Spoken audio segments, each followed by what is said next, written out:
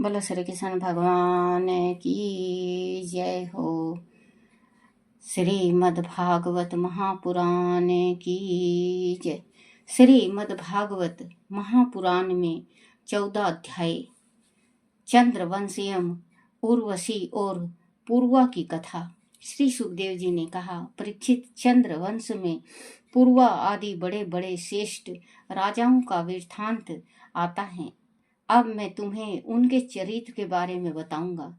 ब्रह्मा जी के पुत्र श्री अत्रि मुनि थे। अत्रि मुनि के नेत्रों से चंद्रमा का जन्म हुआ था। ब्रह्मा जी ने चंद्रमा को ब्राह्मणों, औषधियों और नक्षत्रों का आदि पति बना दिया। उसने राजसूय यज्ञ करके तीनों लोकों पर विजय प्राप्त की और आचार्य बृहस्पति की पत्नी तारा को बाल पूर्वक हर लिया। देव गुरु बृहस्पति ने अपनी पत्नी को लौटा देने के लिए चंद्रमा से बार बार प्रार्थना की, परंतु मंद से मत वाला होकर चंद्र ने उनकी पत्नी को वापस नहीं किया। ऐसी स्थिति में देव और दानों में घोर संग्राम छिड़ गया। शुक्राचार्य आचार्य बृहस्पति से देश रखते थे, इसीलिए उन्होंने तथा उनके शिष्य असुरों ने चंद्रमा का साथ दिया, जबकि महादेव जी ने समस्त भूत गणों के साथ बृहस्पति का पक्ष लिया। जब संघर्ष बहुत बढ़ गया तो बृहस्पति के पिता ऋषि अंगिरा ने ब्रह्मा जी के पास जाकर इस युद्ध को बंद कराने की प्रार्थना की। इस पर ब्रह्मा जी ने चंद्रमा को बहुत बुरा भला कहा और तारा को वापस बृहस्पति को दिला दिया। लेकिन तभी बृहस्पति को पता चला कि तारा गर्भवती है। उन्होंने अपनी पत्नी को फटकारते हुए कहा, दुष्ट, तूने पाप किया है, यह गर्भ मेरा नहीं है, तू इस नष्ट कर दी, मैं तेरा अपराध क्षमा कर दूंगा, तू देवी है, अंत में तुझे निर्दोष मानता हूँ। अपने पति की बात सुनकर तारा ने कहा, आपकी बात सुनकर मैं इसे नष्ट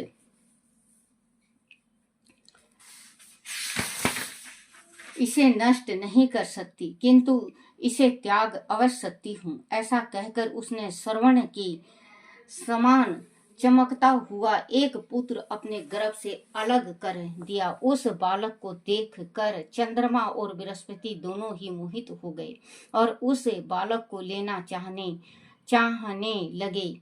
वह परस्पर झगड़ा करने लगे कि यह बालक उनका है। तब ऋषियों और देवताओं ने तारा से पूछा कि वह बालक किसका है। तारा ने लाजवश कोई उत्तर नहीं दिया। उस समय ब्रह्मा जी ने स्नेह से तारा को अलग ले जाकर पूछा कि वह बालक किसका है। तब तारा ने लज्जा से सिर झुकाकर धीरे से कहा, यह चंद्रमा का है। ब्रह्मा जी ने उस बालक को चंद्रमा को दे दिया। चंद्रमा ने उस बालक का नाम बुद्ध रखा। वह बालक गंभीर बुद्ध का था। नाम बुद्ध रखा, वह बालक गंभीर बुद्धि का था। ऐसा पुत्र प्राप्त कर चंद्रमा बहुत प्रसन्न हुआ। परीक्षित, बुद्ध का विवाह इला से हुआ। ये उसे पूर्वा नामक पुत्र हुआ। एक बार चंद्रमा की सभा में देव ऋषि नारद पूर्वा के रूप गुणों की प्रशंसा कर रहे थे। उसे सुनकर उर्वशी के मन में काम भावना का उदय हो गया। वह पूर्वा के पास पहुंची और अपना प्रयाण निवेदन किया। देवागण उर्वशी को देखकर पूर्वा का मन चलायमान हो उठा। उसने उर्वशी का अपने महल में स्वागत किया और उसके सम्मुख अपने प्रेम को अभिव्यक्त कर दिया। उर्वशी ने कहा, राजन, आप कामदेव के समान सुंदर हैं। भला ऐसी कौन रमणीक होगी जो आपके रूप गुण पर मोहित नहीं होगी। जो पुरुष रूप गुण आदि के कारण प्रशंसायुक्त होता है उसे सभी स्त्रियां पसंद करती हैं। मैं आपको धरोहर के रूप में भेड़ के 2 बच्चे दूंगी, आप उनकी रक्षा करना। मेरी दूसरी शर्त यह है कि मैं आपको कभी निवस्त्र ना देखूं। यदि ऐसा हुआ तो मैं आपको छोड़कर तत्काल चली जाऊंगी। पूर्वा ने उसकी दोनों शर्त स्वीकार कर ली।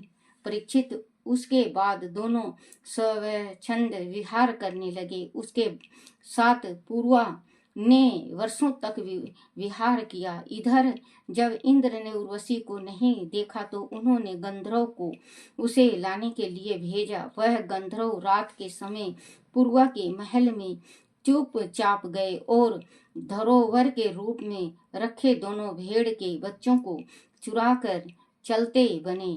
उर्वशी ने जब भेड़ के बच्चों की बे सुनी तो उसे बहुत दुख हुआ। वह उठकर पूर्वा के पास पहुंची। उस समय पूर्वा निवस्त्र पड़ा सो रहा था।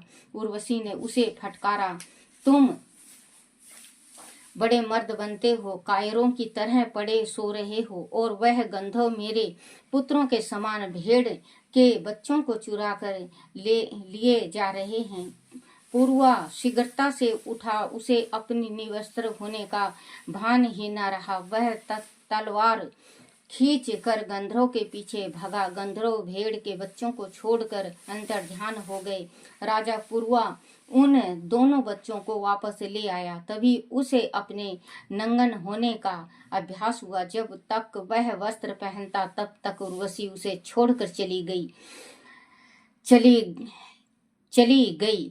परीक्षित उर्वशी के जाने से राजा पूर्वा अनमान हो गया। वह शोक से विहल होकर उर्वशी को याद करता हुआ इधर उधर भटकने लगा। वह एक दिन विहार में व्याकुल विरहा में व्याकुल होकर कुरुक्षेत्र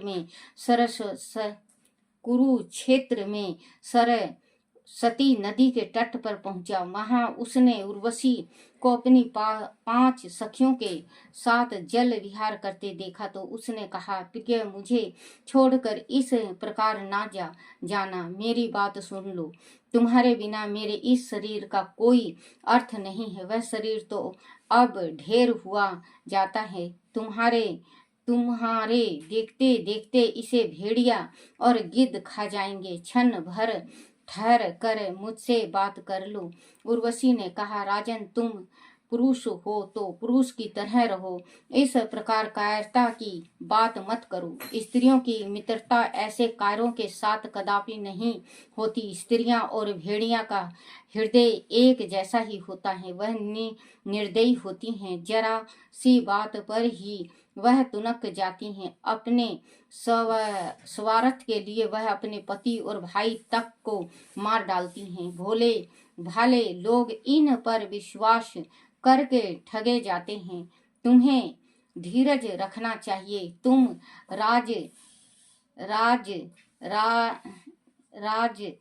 राजेश्वर हो, घबराओ मत।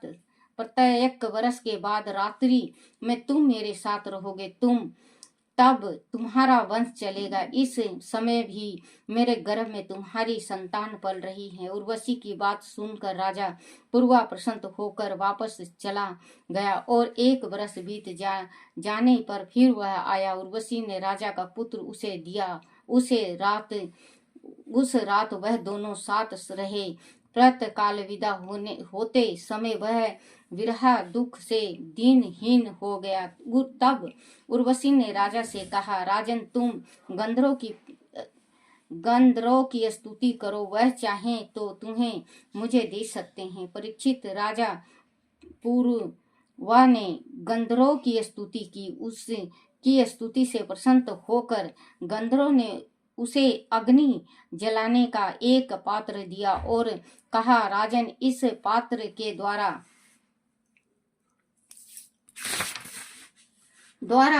यज्ञ करने पर तुझे गंधर्व लोक में आने की शक्ति प्राप्त हो जाएगी। ऐसा कहकर वह अंतर्ध्यान हो गए। राजा पूर्वा उस अग्नि पात्र को लिए उर्वशी की याद में इधर उधर भटकता रहा। उसने उस पात्र को एक वन में छोड़ दिया और अपने महल लौट आया। त्रेता युग आने पर उसके हृदय में वेद मंत्रों का उदय हुआ। वह उस स्थान पर पहुंचा जहां उसने वह अग्नि पात्र छोड़ा था। अब वह वहां पर सम्मी वृक्ष के गर्भ से पीपल का एक पेड़ उग आया था। राजा ने उर्वशी की कामना के लिए उस वृक्ष से 2 अरणियां बनवाई और अग्नि प्रज्वलित करके ओमकार मंत्र का जाप करते हुए यज्ञ किया। उसके मन में उर्वशी से मिलन की चाह के अतिरिक्त कुछ और नहीं था। इस प्रकार वह नित्य यज्ञ करने लगा। अंत में एक दिन उसे गंधर्व लोक जाने का मार्ग प्राप्त हो गया। वह गंधर्व लोक पहुंचकर उर्वशी के साथ विहार करने लगा। बोलो श्री कृष्ण भगवान की जय हो। श्री कृष्ण गोविंद हरे मुरारी, हे नाथ नारायण वासुदेवाय, हे नाथ नारायण वासुदेवाय, हे नाथ नारायण वासुदेवाय। बोलो श्री कृष्ण भगवान की जय हो। अपने अपने माता पिता की जय हो। अपने अपने गुरुदेव महाराज की जय हो। जय हो मेरी माँ शक्ति की जय हो।